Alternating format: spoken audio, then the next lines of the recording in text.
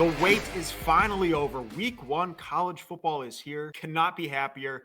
We have fantastic matchups. Some of the best week one matchups I've seen in a long time. The biggest game, which will be our last game, so make sure you stick around, is number one Texas against number three Ohio State. Cannot wait to watch ball. Cannot wait to watch these teams. It is week one, so just like the Vegas lines, we have absolutely no idea what's going to happen, but we are going to give you our best breakdowns and our best predictions for the week one matchups. Ethan, welcome. How are you? And how are you feeling heading into week one of college football? Yeah, this is gonna be a carbon copy of last year because I went back and rewatched last year's week one episode. Said I was nervous, said I was anxious, said I had no clue what we were getting into. I feel all those same things. I think we feel that every year, week one college football, like you mentioned, it's just very random. We're basically giving opinions on what we think is supposed to happen. We have no data this season, especially with the transfer portal. It gets harder and harder to predict week one matchups. But like you said, a couple of great matchups in here. Had to dust off the youth large Michigan State jersey, Friday night game. I mean, yeah, I almost can't even believe it's here. I'm just ready to rock. Yeah, a couple bits of advice I will give you. Number one is don't go all out in week one. I know we're all excited. I know we all want to have 25 open bets on the table. Just take it a little slow.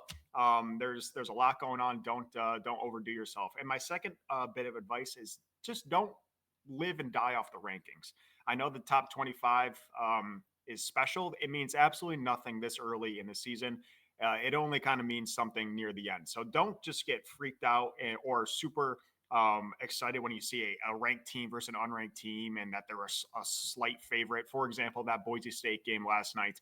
Don't get freaked out about the rankings. It doesn't mean anything. Yeah, let's get into the games. We do have games throughout the entire weekend. I know we have games Thursday night. We're recording this on Thursday, but this will be posted on Friday.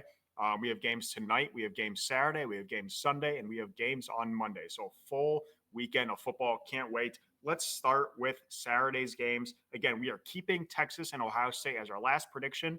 So stick around for that big game prediction. But starting off on Saturday, we have number 8, Alabama, traveling to Florida State. As of right now, Alabama is a 13.5 to a 14-point favorite. Over under of this game is 49.5. Bama does new quarterback, relatively new coach as well. They do have a lot of expectations heading into this season. And then Florida State is an interesting team that was just horrendous last year. Following the year prior where they went undefeated and got stumped at the college football playoff, they could not have had a worse season last year. So we are going to see improvements out of Florida State, but can Florida State cover the 14-point spread at home against the powerhouse of Bama? That's the question, and it is a tough one. And Ethan is our Alabama expert and Alabama, I guess, mini fan. So, Ethan, I'm going to send to you first for Bama, Florida State. Yeah, my first question, that spread got to 14. The like it's 13 and a half, 14, depending on the book. Okay. But I saw 14 on DraftKings. I saw 13 and a half everywhere else. Okay. Good to know. Yeah, I guess really quick, just before I do get into the breakdown of this game, absolutely agree with your point on don't dive headfirst in. I did it last year. I set myself in a giant hole and I never climbed back out of it. So that sucked. I got really close by the end of the season to being positive, but never got there. Also, on the show, week one last year, we both started out 4-1. So our opinions were pretty sharp early on. Hopefully, we can duplicate, maybe even go 5-0. For this first game here, I like Florida State plus the points, um, especially if you can get the plus 14. But, you know, most places I have seen it sitting still at the 13.5. I think that's a very telling line. Like you just mentioned, Florida State only 2 years removed from a undefeated regular season when they lost Jordan Travis late and then got their doors blown off of them by Georgia. Just set them up pretty poorly heading into last year. DJU, obviously, he struggled really everywhere he went. Supposed to be the successor to Trevor Lawrence at Clemson, and he just never panned out really anywhere that he went. Um, Now we have Tommy Castellanos coming down from Boston College to be Florida State's quarterback. I like Castellanos. I think he was kind of an under the radar guy last year, but I thought he played pretty well. I think he's a good fit here for Florida State. Alabama, Ty Simpson, the guy, we talked about this in the SEC preview, but guy that's been at Alabama all 4 seasons. So I don't think he's going to be too bad, but I just think, the line is pretty fishy sitting at the 13.5. Everyone's going to look at how bad Florida State was last year. I'm sure Florida State burned everybody week 0 last year. That was the one kind of big game in Ireland. They were the favorites, lost outright. Then I think everyone came back on them, bet them against Boston College and against Castellanos, lost that game outright as well. Their season was basically over before it even started. So I think people are going to have hesitations backing Florida State again this year and now against Alabama.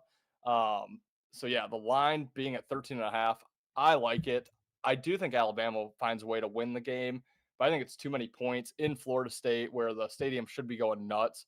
I think they've been waiting to get to this point basically since last year this time after they started 0-2. I think, they said their season shot. Let's just, get to this point of the year. So, yeah, Florida State plus 13.5 is the way I'd be looking at that game. And that might be maybe my favorite play on Saturday. Wow.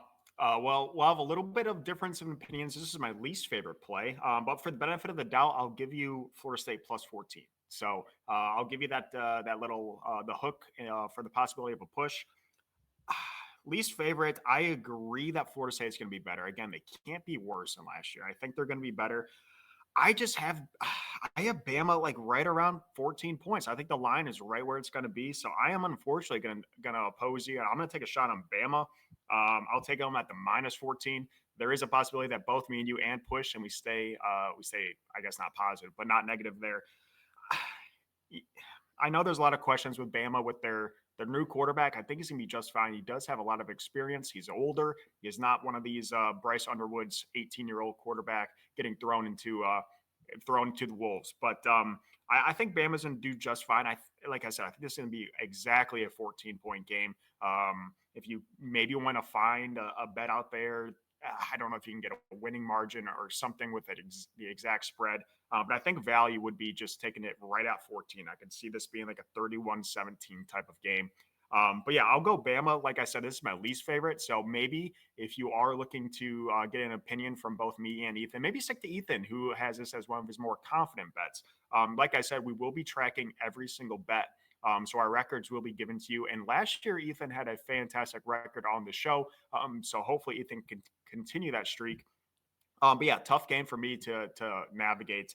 I think Bama gets it done. But like I said, it's going to be really close to the spread. Moving on to a top 10 matchup, in my opinion, the second best game of the slate. We have number 9 LSU at number 4 Clemson. Clemson is a 3.5 to a 4-point favorite here. That line's going up and down. Again, we're recording on Thursday, so it might be a little different when you're seeing this. But the over/under is 57.5. Before I get into my predictions, I do have 2 little notes here on both coaches and team. LSU has lost 5 straight openers dating back to 2019. 3 of those have been under Brian Kelly. So Brian Kelly has lost 3 straight season openers. He has not had success here. Sets his team up for kind of not failure, but it's never a good start to your season when you're starting 0-1. When I know we had advanced to a 12-team playoff, but still every loss counts in getting into that really hard to get in playoff.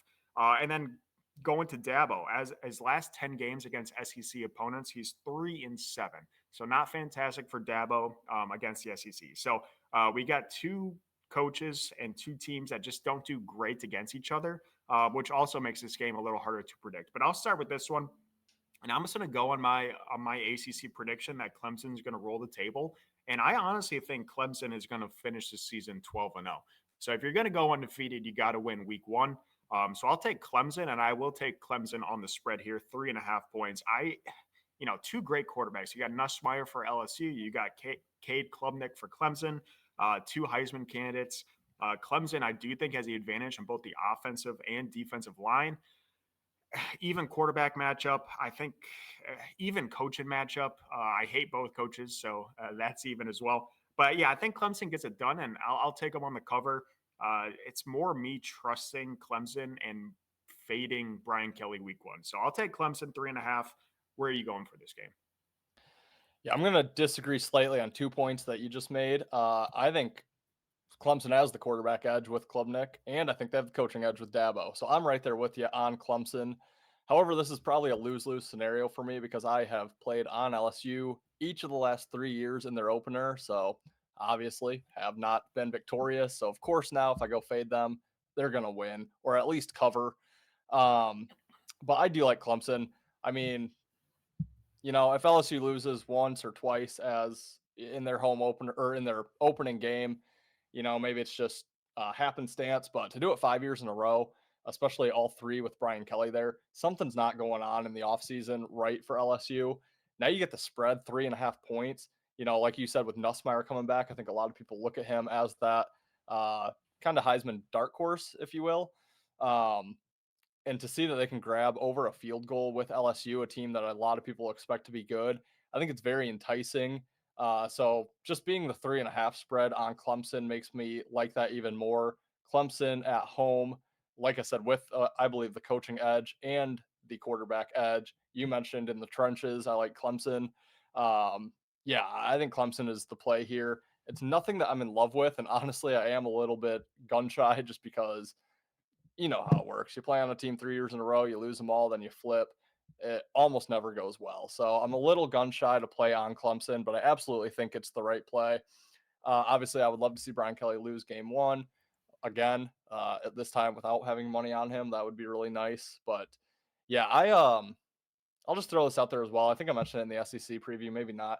I'm not a huge Nussmeier guy, to be honest with you. I don't think he's going to do as well as what most people think. I know he had a good season last year statistically, over 4,000 yards. But I don't know. I'm not super big on Nussmeier. I think Klubnik is, he might be my bet to take home the Heisman. So, yeah, I like Clemson to roll or at least cover 3.5 here. I think they probably win by 6, 7, 8 points. So Clemson minus 3.5 is the way I'd look at that one. I like it. In agreement there. Let's see if we can keep the agreement moving on to Sunday. We have a really fishy game here. We have Virginia Tech against South Carolina. This is at a neutral site in Atlanta, Georgia. I guess a little bit of advantage distance wise for South Carolina, but not a true home game. South Carolina is number 13 in the country. One of the, I think, one of the more popular teams out there with Lenora Sellers, who had a breakout season last year.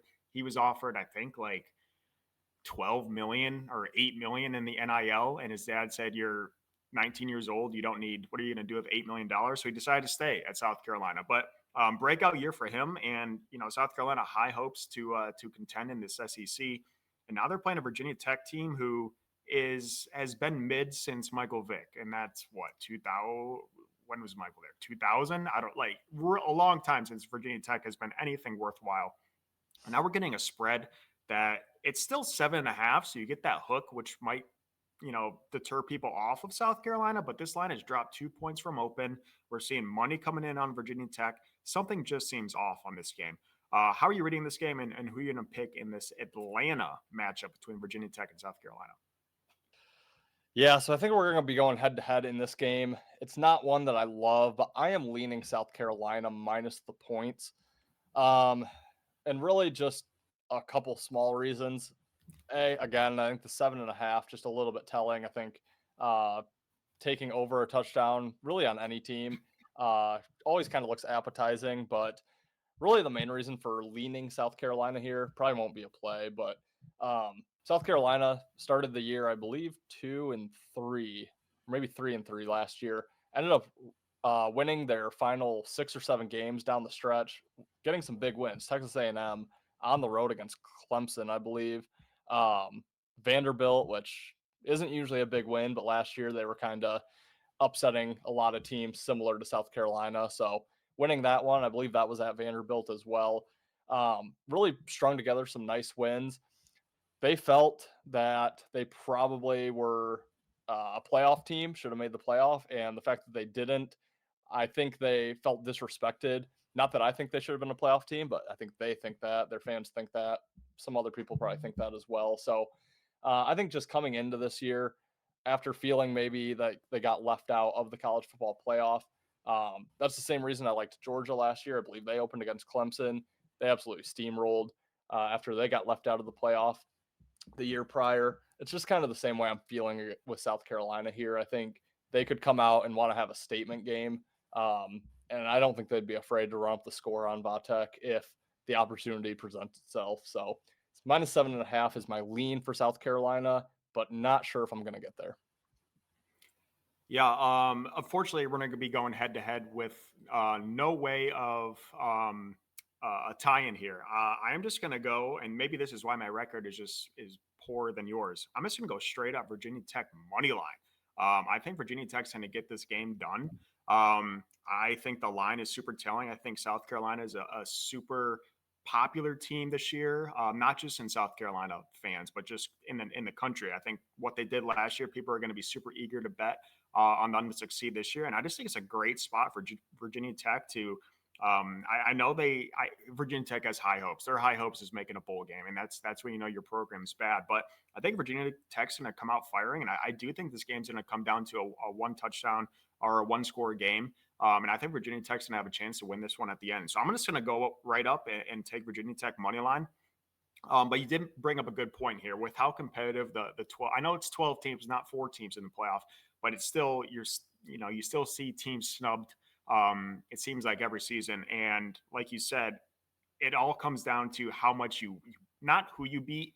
Well, it is who you beat, but not only who you beat, but how much you beat this team by. So I definitely can see, teams running up scores to try to get that point differential to maybe give their team a little extra boost in that college football playoff rankings. But still, I like Virginia Tech. I think the line is weird. I do think money is coming in on Va Tech. So I'm gonna take a shot on the money line outright. I think they're like plus. I don't have it written here, but I think they're like plus 290, something crazy like that. So I do. No, that's not right. Maybe plus 190, something like that. But I do like Virginia Tech. If you want to take them plus the points, I don't hate it, but I'm gonna get risky here and just take Virginia Tech money line. And then we move to another top 10 matchup. And I don't know if you can say this now without getting canceled, but it is notoriously called the Catholics versus the Convicts. You can tell which team is which in that naming, but we have Notre Dame, number 6 in the country, at number 10, Miami. Notre Dame on the road, 2.5 point favorite. Over under is 49.5. Another little tidbit, another little stat for you here. Notre Dame has not won at Miami since 1977. They have not played every single year. This is their first meeting since 2017, just to show you they don't play as much as they used to. But Notre Dame has not had success in the Gardens in Miami. Also, we have 2 new quarterbacks. We have Lloyd Carr's grandson. Still can't believe he didn't go to Michigan, but Carr will be starting for Notre Dame. And then we have Carson Beck, the transfer from Georgia, coming in being the starting quarterback for Miami. I'll start this one again. Not super confident, but it's more of me fading this team throughout the season, like I always do, and it always seems to be successful. Usually more towards the end of the year than the beginning of the year. But I always fade Miami. Miami, if they have 1 or 2 bad losses and their team completely collapses, I just don't think they have the grit that these other teams have. I don't know if it's coaching. I don't know if it's players. Some sort of thing is wrong in Miami that they just don't have that motivation to continue their season when things go wrong. So I'm going to take Notre Dame at the 2.5. If you want to get a little safer, you can take a money line, but my official play will be Notre Dame -2.5. I think they can get it done. I am nervous about the quarterback for both teams, but I am more nervous about I think he's a redshirt freshman, Carr for Notre Dame. It's big shoes, and it's a big week 1 matchup to get his welcome to college football under his belt. But I'll take Notre Dame in this game, more fading Miami than my love for Notre Dame. How about you? Yeah. Well, yeah. Quick note: South Carolina plus 240 is what I'm seeing. So split Okay. the difference of the 2 lines you threw out. Um, yeah, I'm gonna be with you on this, but I don't love it. But I do lean Notre Dame here, and these are really 2 teams I'm kind of. I wish I could fade both of them week 1. Obviously, you can't. But yeah, I'm more so fading Miami here. I don't want anything to do with what's his face, the head coach there. Can't think of it. Cristobal. Cristobal. Yeah, don't want anything to do with him. Really don't want much to do at all with Carson Beck either. Mentioned this in the ACC preview, which is out now on our channel, so go check that out if you haven't already. But I don't want to back a guy who left Georgia to chase a girl to Miami just to get broken up with and dragged across their social media. Yeah, it's going to go one of two ways. He's either going to ball out or he's not. So I just need to see it before I can put any money on Miami. I don't love playing on the team that lost the championship the year prior in that week one, but it's a big game for Notre Dame. And with the transfer portal and, how many guys that they lost, Riley Leonard, obviously being the main one at quarterback, it's a little bit different than what it used to be when you lose the championship game, but they have Miami, they have a week off, and then they have Texas A&M. So it's two huge games. They're going to need one of them, if not both. So, you know, it'd be a lot easier to go home after this one with the win, kind of take some pressure off of that Texas A&M game there. And yeah, I just think Notre Dame, I think they're better coached for sure. I don't think that's even a question. I think they're better history, I guess, if you will, recent history. And like I said, just don't trust Cristobal at all. Don't really care that it's in Miami. Notre Dame's had plenty of time to prep for this game. Probably plenty of time to prep for the Heat in Miami as well. Yeah, just don't want to trust Beck or Cristobal in this one. So slight lean to Notre Dame. It is the standalone Sunday night game, so probably end up with some action. Not sure where I'll go, but definitely don't want to play on Miami. Yeah, I love it. It's more like, I think you will agree as well, more of a fade on Miami than my love for Notre Dame. And that brings us to our game of the week, game of the day. We have big noon kickoff where Dave Portnoy has been banned. We have number 1 Texas at number 3 Ohio State. Ohio State is a 1.5 point home favorite, over under 47.5. Huge game, massive game, probably the biggest week 1 game.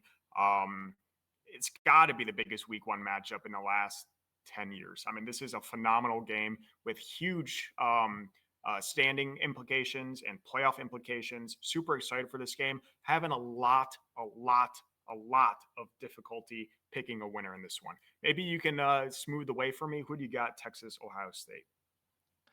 Yeah, I'm not going to be able to because I'm really struggling as well. Again, I want to fade both these teams week 1, and unfortunately, we can't. For the show, I'm going to lean Texas, and that is switched. I think last week, 2 weeks ago, when we were talking Big Ten, I think I leaned Ohio State in this game. I'm going to lean Texas here, and yeah, I really don't even know why.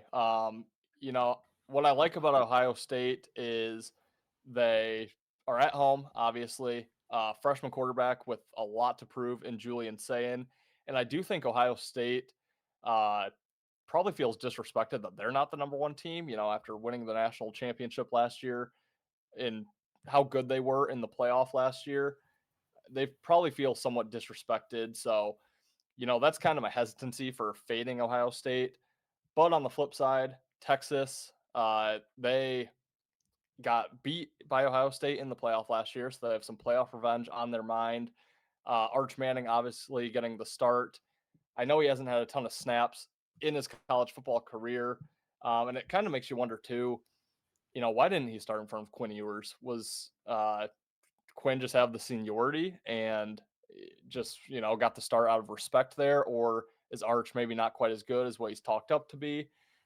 I think he is going to be good, so I'm not super worried about that. But yeah, I don't know. I figured Arch would take a lot of money week 1. I figured Ohio State would take a lot of money week 1. Fading the champion, playing on a team with playoff revenge here. There's a lot of play against, I think, for both teams in this one. So it does kind of suck that they play. I mean, it's awesome that they play each other, but kind of sucks that we can't fade both of them in week 1. So yeah, I was kind of all over the place for a breakdown, so apologies for that. But I lean Texas plus the 1.5. I think my biggest reason for getting there is the playoff revenge. Yeah, I completely agree. I want to fade both these teams as well. Unfortunately, we can't do that. And unfortunately, I'm not going to be much help here because I'm going to go a different way. I know I don't love taking totals in college football, but I think that's the best way. And that's my strongest feeling for this game is the under of 47.5 points. Basically, two thought process. You have two inexperienced quarterbacks. You have Julian Sayin for Ohio State making his debut. And then you have Arch Manning, who had limited reps last year, did have way more reps than Julian, but again, he was the backup the entire year, got in a lot of garbage time, didn't get a lot of competition against these big teams. So, two inexperienced quarterbacks. And then we have two, in my opinion, of the best defenses in the country. I looked at ESPN's top 100 returning college football players. Again, it's ESPN, not the greatest source because they're ass.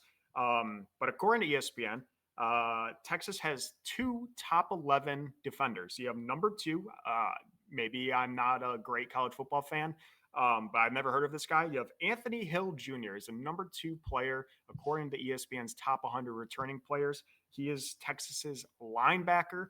And then you got number 11, Colin Simons, Texas's defensive end. Like I said, number 11 team, according to ESPN's top 100. So two great defenders for Texas. And then we all know Caleb Downs for Ohio State is a number 3, according to ESPN, returning player in the country, their safety. So two fantastic defenses. I just think it's going to be a defensive showdown. Two inexperienced quarterbacks. I can see like a 21-24 type of score. So my best bet, and again, it's not going to be much help determining a winner. How confident I am for who's going to win this game is literally flipping a coin. And that's just not a good enough reasoning for me to give on the show. So I'm trying to give you guys a different avenue to bet. And I think the best bet would be to take the under of 47.5 points in that game. Do you have anything you want to touch on before we end the show here of our top 5 matchups? We will either have a live for Monday's game or a standalone video for North Carolina TCU. I know me and you both have the same opinion and a very motivated and I guess a lot to talk about opinion on that game. So make sure you do stay tuned for Better in Green Power 4 picks for that Monday night showdown. Again, it might be a live, it might be a standalone video, but stay tuned for that. But do you have anything to add of the week 1 matchups in college football? No, really just excited to get to it. Like you mentioned, 5 really, really, really good matchups. A few others as well. Auburn, Baylor, we're not going to talk about. You mentioned the Monday night matchup, TCU and North Carolina. So some really fun matchups here. But yeah, stay tuned for that Monday show because that probably is my favorite play of week 1. Also, my favorite play that we talked about is going to be Florida State plus 13.5, plus 14 if you can get it. Obviously, that's quite a bit better there. And then I'll just give out a random play for tonight because why not? We didn't talk any Friday night games. Georgia Tech minus the points against Colorado is a play I'm looking at for Friday night. Yeah, I absolutely love that one. I'm right there with you on that one as well. But yeah, can't wait to start watching these college football games. Again, it's week 1. No one really knows what's going on. Hopefully we can get more of a backing come week 2 and week 3 of who's good and who's not. There's always going to be that Florida State this year, the team that had high expectations and sucks. There's always going to be that Indiana, the team that had no expectations and was phenomenal. So it's really tricky week 1, but we appreciate you guys for hopping on. Please give us a like and subscribe to our channel. It really helps us continue to do this. And also comment who do you have winning that big matchup of week 1, Ohio State or Texas. Let us know in the comments.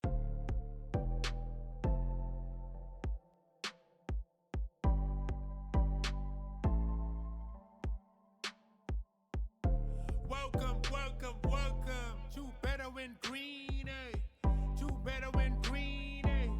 To Better in Green, eh? Listening to cash out, that's what it's all about. Come on, let's make cash now. We always on spot and we cover old spot from the bottom to the top. Hey, shout out to Ethan, shout out to Wyatt, shout out to Ben.